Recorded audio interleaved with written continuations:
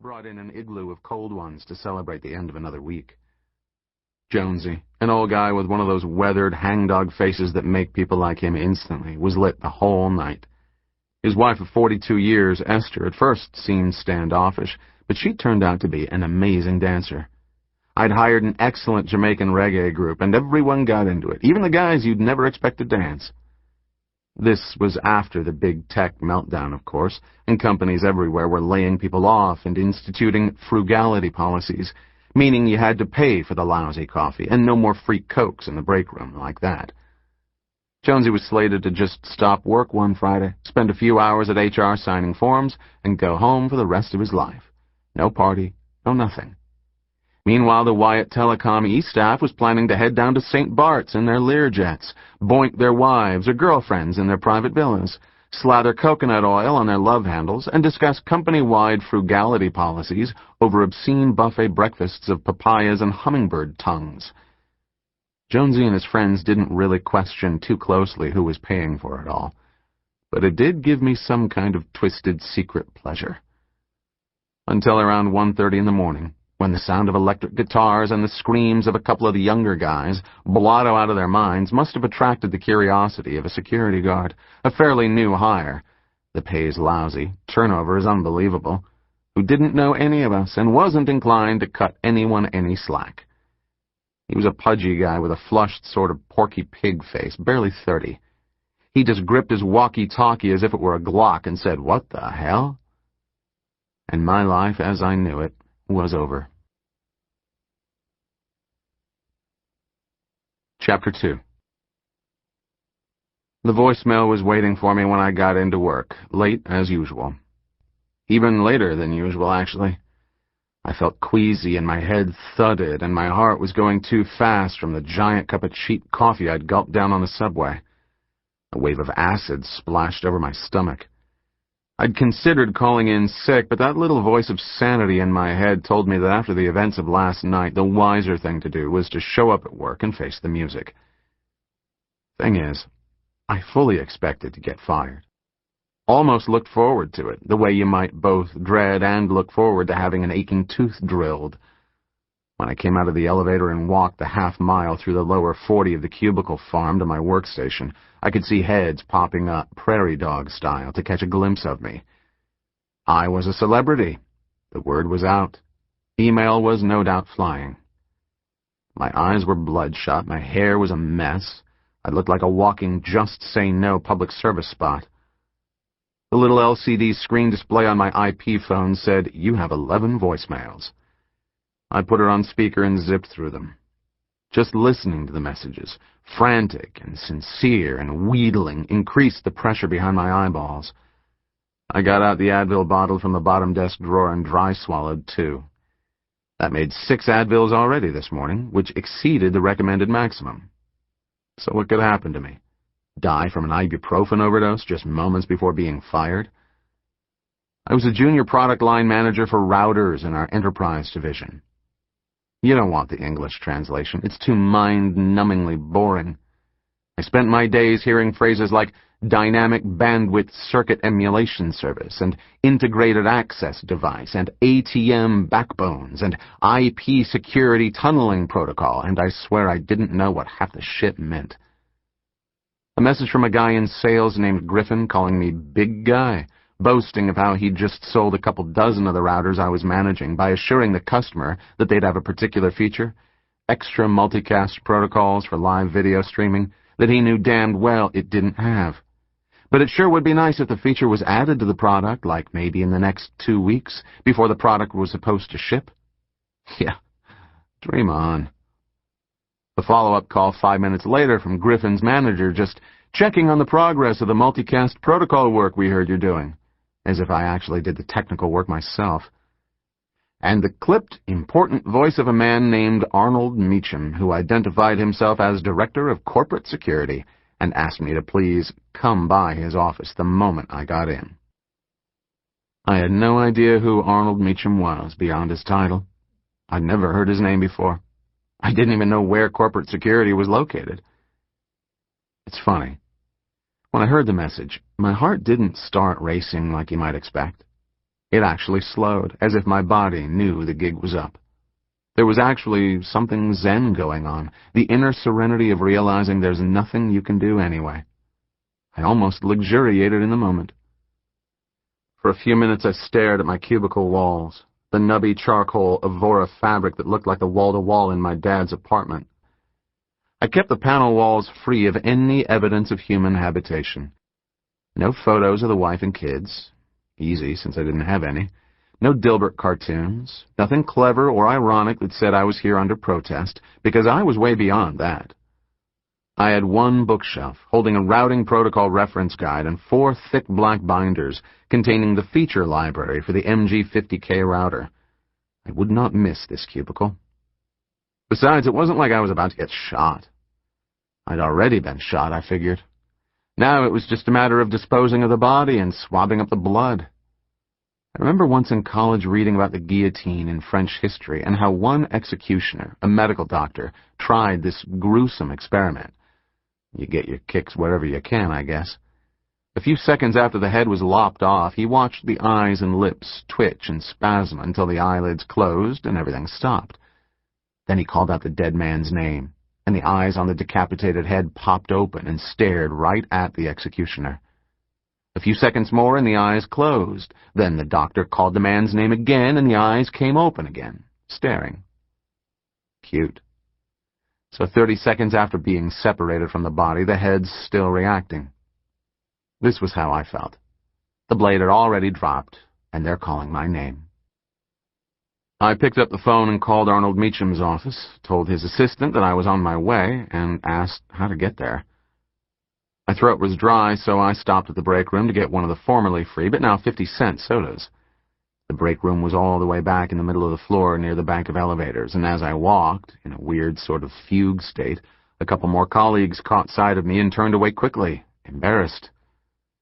I surveyed the sweaty glass case of sodas, decided against my usual Diet Pepsi. I really didn't need more caffeine right now, and pulled out a Sprite. Just to be a rebel, I didn't leave any money in the jar. Well, that'll show them. I popped it open and headed for the elevator. I hated my job, truly despised it, so the thought of losing it wasn't exactly bumming me out. On the other hand, it wasn't as if I had a trust fund, and I sure did need the money. That was the whole point, wasn't it? I had moved back here essentially to help with my dad's medical care. My dad, who considered me a fuck-up. In Manhattan, bartending, I made half the money, but lived better. We're talking Manhattan. Here I was living in a ratty street-level studio apartment on Pearl Street that reeked of traffic exhaust and whose windows rattled when the trucks rumbled by at 5 in the morning. Granted, I was able to go out a couple of nights a week with friends, but I usually ended up dipping into my checking account's credit line a week or so before my paycheck magically appeared on the 15th of the month. Not that I was exactly busting my ass, either. I coasted. I put in the minimum required hours, got in late and left early, but I got my work done. My performance review numbers weren't so good. I was a core contributor, a 2-band, just one step up from lowest contributor, when you should start packing your stuff.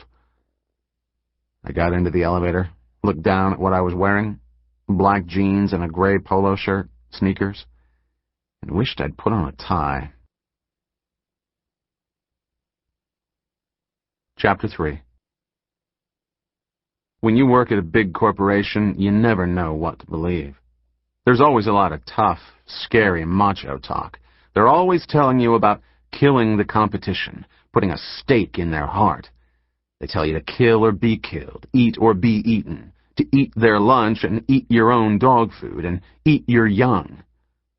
You're a software engineer or a product manager or a sales associate, but after a while you start to think that somehow you got mixed up with one of those aboriginal tribes in Papua New Guinea that wear boar's tusks through their noses and gourds on their dicks. When the reality is that if you email an off-color, politically incorrect joke to your buddy in IT, who then CCs it to a guy a few cubicles over, you can end up locked in a sweaty HR conference room for a grueling week of diversity training. Filch paper clips, and you get slapped with a splintered ruler of life. Thing is, of course, I'd done something a little more serious than raiding the office supply cabinet. They kept me waiting in an outer office for half an hour, 45 minutes, but it seemed longer. There was nothing to read, just security management, stuff like that. The receptionist wore her ash-blonde hair in a helmet, yellow smoker's circles under her eyes. She answered the phone, tapped away at a keyboard, glanced over at me furtively from time to time, the way you might try to catch a glimpse of a grisly car accident while you're trying to keep your eyes on the road. I sat there so long my confidence began to waver. That might have been the point. The monthly paycheck thing was beginning to look like a good idea. Maybe defiance wasn't the best approach. Maybe I should eat shit. Maybe it was way past that. Arnold Meacham didn't get up when the receptionist brought me in. He sat behind a giant black desk that looked like polished granite. He was around 40, thin and broad, a Gumby build, with a long square head, long thin nose, no lips, graying brown hair that was receding. He wore a double-breasted blue blazer and a blue striped tie, like the president of a yacht club. He glared at me through oversized steel aviator glasses. You could tell he was totally humorless.